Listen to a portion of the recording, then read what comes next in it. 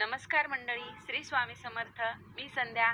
माझ्या चॅनलमध्ये तुम्हा सर्वांचं खूप खूप मनापासून स्वागत करते. बघा, आज आपण कर्पूर होम कसा करायचा, तो कधी करायचा, कशामुळे करायचा, हे सर्व आज आपण या व्हिडिओमध्ये जाणून घेणार आहोत. आणि हा कर्पूर होम केल्यामुळे आपल्या घरातील निगेटिव्हिटी बाहेर निघत असते. घरातील नकारात्मकता जेवढी काय आहे ती बाहेर जात असते. त्यामुळे बघा, सर्वांनी हा कर्पूर होम आपल्या घरी करायलाच पाहिजे. या कर्पूर होमामुळे आता हा कशामुळे करायचा, आपल्या घरामध्ये जर समजा नेहमी भांडणे होतात, कटकटी होतात, वाद होतात, नकारात्मकता घरामध्ये भरपूर झाली आहे, त्यामुळे घरामध्ये काहीच असं सुखद एखादं काही कार्य घडत नाहीये, किंवा करणी बाधा, नजर दोष, किंवा कोणाची अशी वाईट दृष्टी आपल्या घरावर जर असेल, तर अशा वेळेस आपल्या घरामध्ये सतत काही ना काहीतरी वाईट गोष्टी घडत असतात, आजार पण मागं लागत असतं.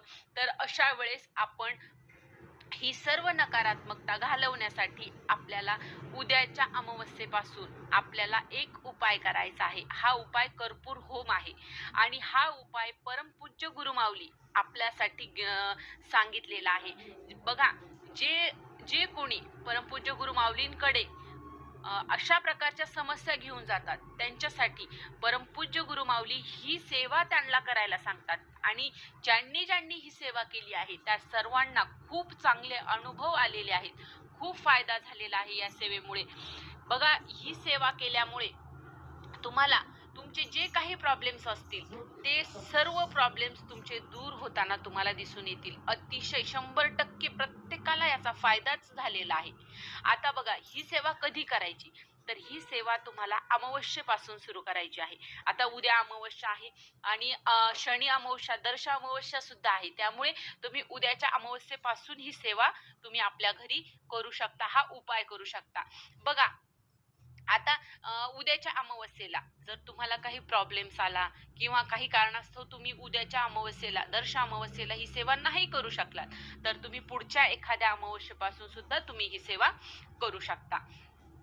आता बघा, ही सेवा कशी करायची, तर या सेवेसाठी आपल्याला कापूर लागणार आहे आणि एक नारळ लागणार आहे. ही सेवा तुम्हाला सायंकाळची जी वेळ असते, प्रदोष काळ म्हणतो आपण त्याला, सायंकाळच्या वेळेलाच ही सेवा करायची असते. बघा, या वेळेला म्हणजे सायंकाळच्या वेळेला आपल्या घरी लक्ष्मी येत असते आणि तिच्या स्वागतासाठी आपण दिवा लावतो, अगरबत्ती लावतो, बरेचसे उपाय सुद्धा या वेळेला आपण करत असतो. तेव्हाच हाही उपाय आपल्याला सायंकाळच्या वेळेलाच करायचा आहे. तर बघा, आपल्याला काय करायचं आहे, एक नारळ घ्यायचा आहे. असं एक नारळ घ्या आणि ते नारळ थोडस सोलून घ्या, म्हणजे त्याच्यावर जे आपण कापूर जाळणार आहोत त्या नारळावरती, त्यामुळे जाळ होऊन ते जे केस आहेत ते जास्त पेट धरू शकतात. त्यामुळे थोडंसं असं सोलून घ्या. सोलल्याच्या नंतर आपल्याला त्याच्यावर कापूर ठेवायचा आहे. आता जर तुमच्याकडे असेल तर शक्यतो तुम्ही भीमसेनी कापूरच वापरा. या कापराचे खूप चांगले परिणाम आपल्या घरामध्ये होत असतात. तर तुमच्याकडे जर असेल तर भीमसेनी कापूर वापरा, नसेल तर तुम्हाला जो कुठला कापूर भेटेल तो कापूर तुम्ही तिथे वापरू शकता. आता बघा, आपल्याला काय करायचं आहे, एक नारळ घ्यायचा आहे.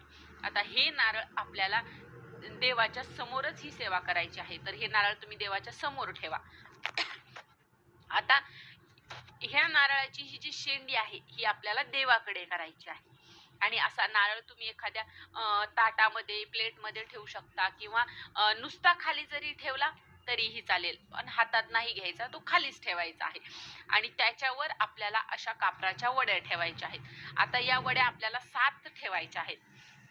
7 वड्या एकदाच नाही ठेवायच्या.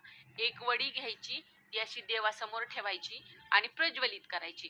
केल्याच्या नंतर तुमच्या घरात जितके कुठले व्यक्ती असतील सर्वांनी जरी त्या सेवेसाठी बसलात तरी चांगलं, आणि जर नाही बसले सर्व, किंवा लहान मुलं जर बसत असतील तर ठीक, नसतील बसेल तर तुम्ही एकट्याने जरी केली तरी चालेल.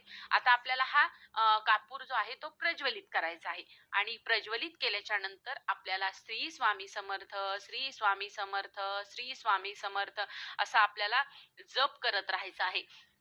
आणि आता आपण जप सुरू केला.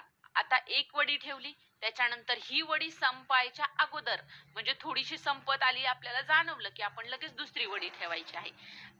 फक्त ती जी पहिली वडी आहे ती आपल्याला विझू द्यायची नाही, ती विझायच्या अगोदर आपल्याला दुसरी वडी ठेवायची. अशा करत करत आपल्याला 7 वड्या त्या आपल्याला त्या नारळावरती प्रज्वलित करायच्या आहेत. एकदमच 7 वड्या नाही प्रज्वलित करायच्या, एक एक एक एक वडी आपल्याला प्रज्वलित करायची आहे. आणि जोपर्यंत हा कापूर जळतो आहे तोपर्यंत आपल्याला श्री स्वामी समर्थ, श्री स्वामी समर्थ या मंत्राचा मंत्र जप आपल्याला करत राहायचा आहे. बघा, या गोष्टींमुळे आपल्या घरामध्ये आता ही जी गोष्ट करायला आपल्याला असा किती वेळ लागणार आहे? जास्तीत जास्त 10 मिनिटं लागतील, पण ही सेवा खूप खूप प्रभावशाली आहे.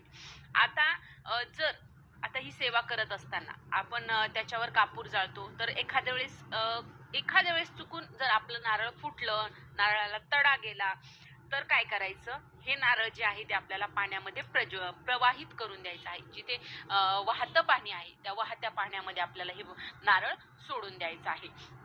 आणि जर समजा नाही तडा गेला तर तेच नारळ आपण दररोज प्रत्येक अमावस्येला आपल्याला हे नारळ वापरायचं आहे. आता ही सेवा आपण कधी सुरुवात करायची? ही सेवा आपल्याला अमावस्येला सुरू करायची आहे आणि दररोज आपल्याला ही सेवा करायची आहे. दररोज आपल्याला त्याच नारळावर जर तडा नाही गेला तर त्याच नारळावर आपल्याला ही सेवा सुरू करायची आहे. दररोज सायंकाळी बघा 10 ते 5 मिनिटं लागतील तुम्हाला.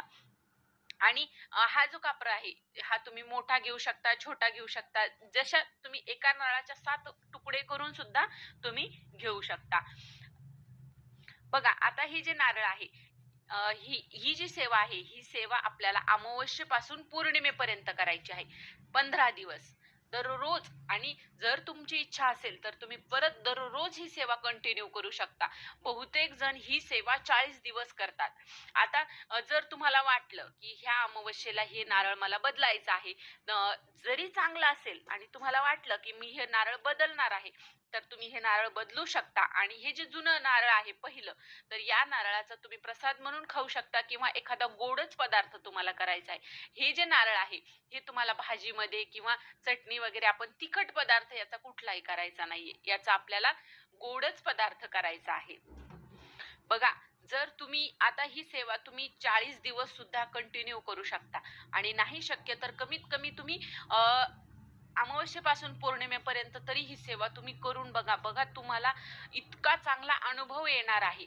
एकदा तुम्ही करून बघा ही सेवा. उद्यापासून कंटिन्यू तुम्ही दररोज ही सेवा केली तर तुम्हाला कुठलीही समस्या, कुठलीही अडचण तुम्हाला येणार नाही.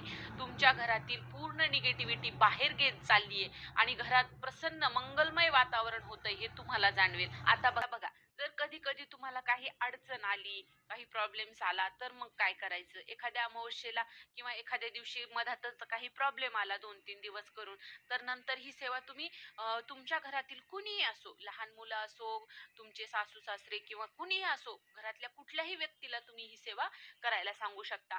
असं काही नाहीये की फक्त या सेवेमध्ये खंड पडू देऊ नका. आता तुम्हाला जर काही प्रॉब्लेम आला तर तुम्ही 4-5 दिवस नाही ही सेवा करणार, असं करू नका. कोणाकडून तरी ही सेवा तुम्ही करून घ्यायची आहे.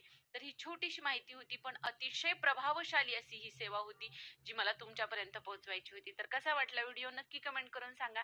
जर तुम्हाला हा व्हिडिओ आवडला असेल तर आपल्या चॅनलला लाईक करा, शेअर करा आणि जास्तीत जास्त लोकांपर्यंत हा उपाय, ही सेवा पोहोचवा, कारण त्यांच्याही समस्या सर्व दूर झाल्या पाहिजेत. आणि आपल्या चॅनलला सबस्क्राईब करा. श्री स्वामी समर्थ.